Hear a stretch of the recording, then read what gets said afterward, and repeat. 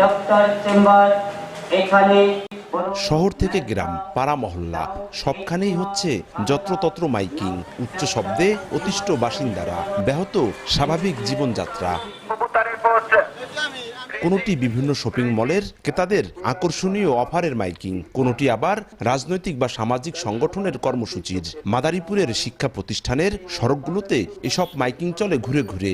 গ্রামের সাধারণ রোগীদের আকৃষ্ট করতে সপ্তাহ জুড়ে মাইকিং চলে অর্ধশতাধিক প্রাইভেট হাসপাতাল ও ডায়াগনস্টিক সেন্টারগুলোর। মানুষের কাছে মাইকের শব্দদূষণ যন্ত্রণাদায়ক। অতিরিক্ত শব্দ, উচ্চ রক্তচাপ, বুকে ব্যথা, শ্বাসকষ্ট সহ মানব স্বাস্থ্যের নানা রোগের ঝুঁকি বাড়াচ্ছে।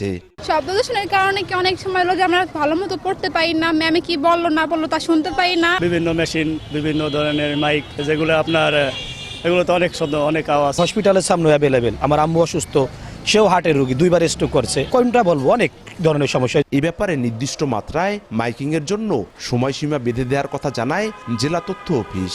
একটা সময় আছে যে সময়টা মানুষের এই শব্দের কারণে ক্ষতি হইতে পারে, ওই সময়টা বাদ রেখে একটা নির্দিষ্ট টাইম যদি থাকে, ওই টাইম ফ্রেমে আমরা প্রচার কার্যক্রম করতে পারি।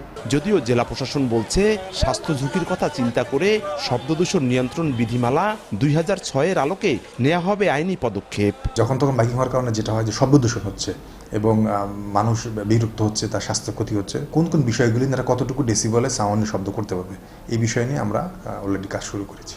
নীরব ও আবাসিক এলাকায় দিনে 50 ও রাতে 40 ডিসিবল এবং শিল্প ও বাণিজ্যিক এলাকায় দিনে 75 ও রাতে 70 ডিসিবল মাত্রায় শব্দ করার নিয়ম রয়েছে। এই আইন অমান্য করলে 1 থেকে 6 মাসের কারাদণ্ড ও আর্থিক জরিমানার বিধানও রয়েছে।